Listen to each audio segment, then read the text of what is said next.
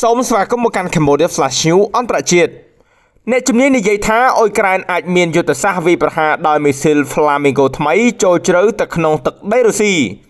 មីស៊ីល Flamingo របស់អ៊ុយក្រែនយុទ្ធសាស្ត្រវាយប្រហារចម្ងាយឆ្ងាយថ្មីប្រឆាំងទៅនឹងរុស្ស៊ីអ៊ុយក្រែនបានដាក់ឲ្យប្រើប្រាស់មីស៊ីលឆក់ FP5 Flamingo ដែលផលិតនៅក្នុងស្រុករបស់ខ្លួនដោយមានការកើនឡើងជាលំដាប់ចាប់តាំងពីខែវិច្ឆិកាឆ្នាំ2025ដែលបង្ហាញពីការផ្លាស់ប្ដូរដ៏មានសក្តានុពលនៃយុទ្ធសាស្ត្រវាយប្រហារចម្ងាយឆ្ងាយរបស់ខ្លួន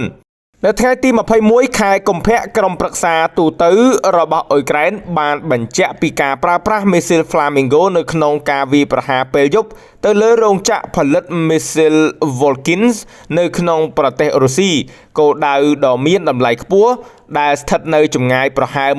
1400 គីឡូម៉ែត្រពីអ៊ុយក្រែនដែលជាការវាយប្រហារដំបូងជោគជ័យរបស់អ៊ុយក្រែនទៅលើធាតុស្នូលនៃឧស្សាហកម្មមីស៊ីលរបស់រុស្ស៊ីដោយប្រើសមត្ថភាពមីស៊ីលធ្ងន់តាមការពណ៌នារបស់អ្នកជំនាញ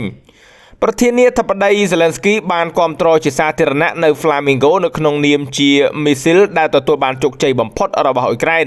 ដោយអះអាងថាមានដែនជើងហោះ 3000 គីឡូម៉ែត្រខណៈអ្នកជំនាញបានកត់សម្គាល់ពីគុណសម្បត្តិសំខាន់របស់វាធៀបទៅនឹងយន្តហោះគ្មានមនុស្សបើកបញ្ជាពីចម្ងាយឆ្ងាយ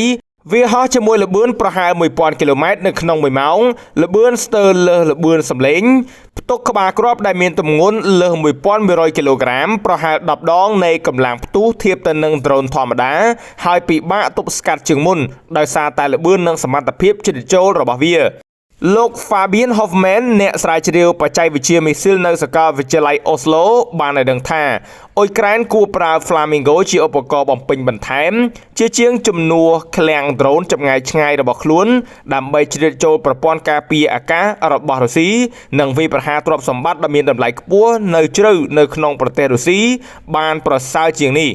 ទោះជាយ៉ាងណាក៏ដោយតួនាទីពេលអនាគតរបស់មីស៊ីលនេះអាស្រ័យយ៉ាងខ្លាំងទៅលើសមត្ថភាពផលិតរបស់ក្រុមហ៊ុនផលិត Firepoint ដែលជួបប្រទះទាំងការវាយប្រហាររបស់រុស្ស៊ីទៅលើនឹងបញ្ជារបស់ខ្លួននិងការស៊ើបអង្កេតអំពើពុករលួយដោយការិយាល័យជាតិប្រឆាំងអំពើពុករលួយហៅកាត់ថា NABU របស់អ៊ុយក្រែនពាក់ព័ន្ធនឹងការចោទប្រកាន់ពីការបំប៉ោងតម្លៃសមាសភានិងចំនួនការដឹកជញ្ជូននៅក្នុងរយៈពេលកន្លងមកអរគុណសម្រាប់ការតាមដាន Cambodia Flash News អន្តរជាតិ